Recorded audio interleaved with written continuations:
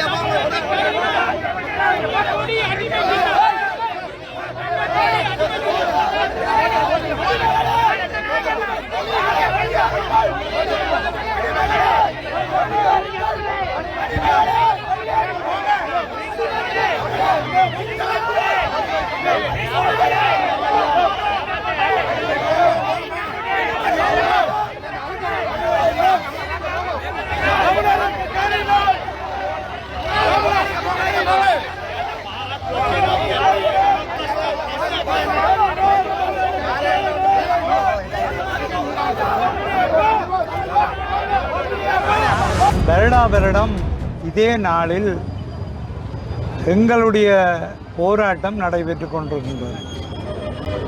நீங்கள் 48ஆம் ஆண்டு தொடக்கம் தமிழர்களை சரியாக பார்த்திருந்தால், அணைத்திருந்தால் இப்படியான போராட்டங்களே தேவையில்லை.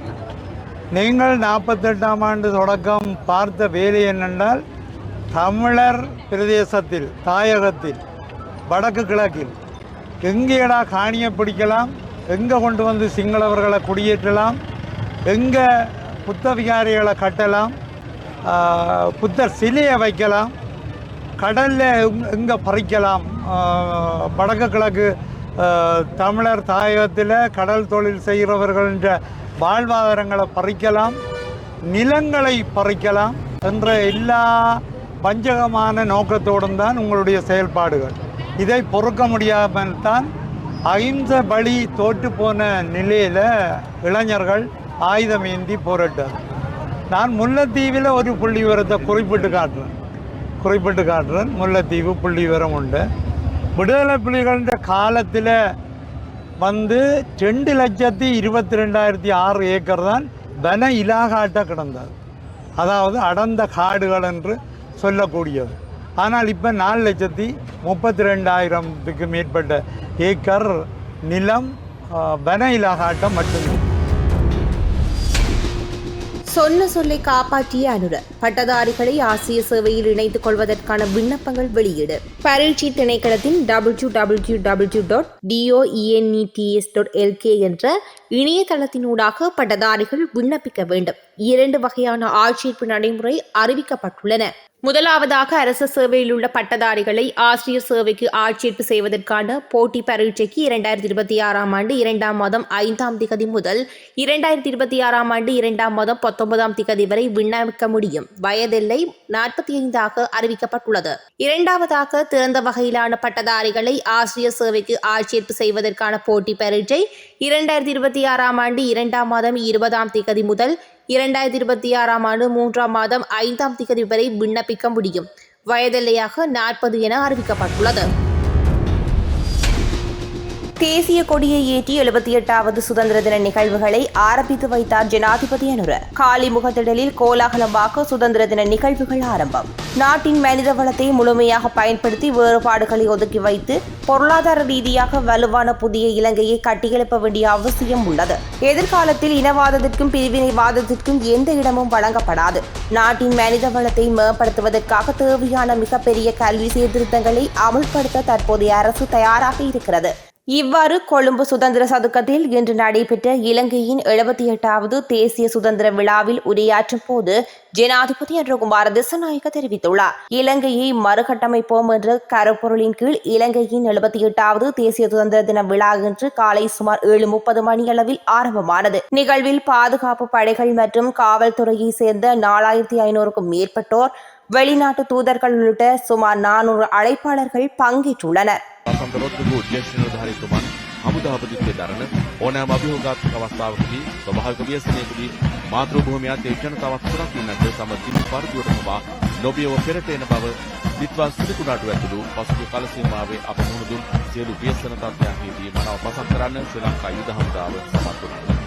76 ශ්‍රී ලංකා යුද හමුදා තෝරවාදක කණ්ඩායමේ පැමිණීම 78 වන ජාතික නිදහස් දින සමරෝලද අභිමානවත් කරන යුද හමුදා තෝරවාදක කණ්ඩායමයි මේ වන්නේ. ඉන්නානතුරුව මේ විස්තර කතනය සඳහා ශ්‍රී ලංකා යුද හමුදාව වෙනුවෙන් ශ්‍රී ලංකා යුද හමුදා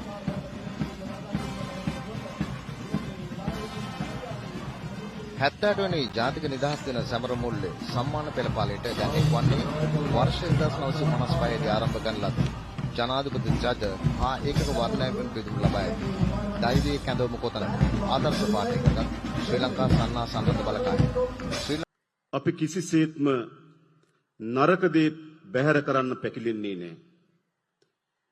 ඒ වගේම අපි කිසිසේත්ම හොඳ දේ උකහා ගන්න බියවන්නෙත් නැහැ. ඒ නිසා අතීතයේ සාරවත් දේ මත මේ රාජ්‍ය මේ ශ්‍රී ලංකාව යලි ගොඩ නැංවීමේ වගකීම අප ඔබ මා සතුව තිබෙන බව போராட்டங்களை கைவிட்டுவிட்டு போட்டி பரீட்சைக்கு தயாராகுங்கள், பட்டதாரிகளுக்கு ஜனாதிபதி அனுர அறிவுரை. பாடசாலைகளில் பணியாற்றிய அனுபவம் கொண்ட பட்டதாரிகளை ஆசிரியர் சேவைக்குள் உள்வாங்குவதே அரசாங்கத்தின் எதிர்பார்ப்பு என ஜனாதிபதி அனுரகுமார திசாநாயக்க தெரிவித்துள்ளார். அதன்படி ஆசிரியர் சேவை யாப்பிற்கு இணங்க போட்டி பரீட்சைக்கு தோற்றுமாறு பாடசாலை அபிவிருத்தி உத்தியோகத்தர் சங்கத்தின் பிரதிநிதிகளுக்கு ஜனாதிபதி அழைப்பு விடுத்துள்ளார். ஜனாதிபதி அனுரவின் அழைப்பிற்கு இணங்க பாடசாலை அபிவிருத்தி உத்தியோகத்தர் சங்கத்தின் பிரதிநிதிகளுக்கும் ஜனாதிபதிக்கும் இடையிலான சந்திப்பொன்று நேற்று முற்பகல் ஜனாதிபதி அலுவலகத்தில் நடைபெற்றது. இதன்போது ஜனாதிபதி குறித்த விடயத்தை தெரிவித்துள்ளார். முல்லைத்தீவில் சட்டவிரோத மின்சார ஜானி வேலி, 5 வயது சிறுவன் உயிரிழப்பு. முல்லைத்தீவு ஒட்டிசுட்டான் போலீஸ் பிரிவுக்குட்பட்ட புளியங்குளம் அலகரை பகுதியில் யானைகளில் இருந்து பாதுகாப்பு பெற சட்டவிரோதமான முறையில் அமைக்கப்பட்ட ஜானி வேலியில் மின்சாரம் தாக்கி மோகனராசா லோஜிதன் என்ற 5 வயது சிறுவன் உயிரிழப்பு. இதனை அடுத்து குறித்த காணி உரிமையாளர் கைது செய்யப்பட்டுள்ளார். சிறுவன் அம்மம்மாவுடன் புல்லு வெட்டுவதற்கு சென்ற போது ஜானைக்காக அமைக்கப்பட்டுள்ள சட்டவிரோத மின்சார வேலியில் சிறுவனின் கழுத்து அகப்பட்டதால் மரணம் நிகழ்ந்துள்ளதாக தெரிவிக்கப்படுகின்றது.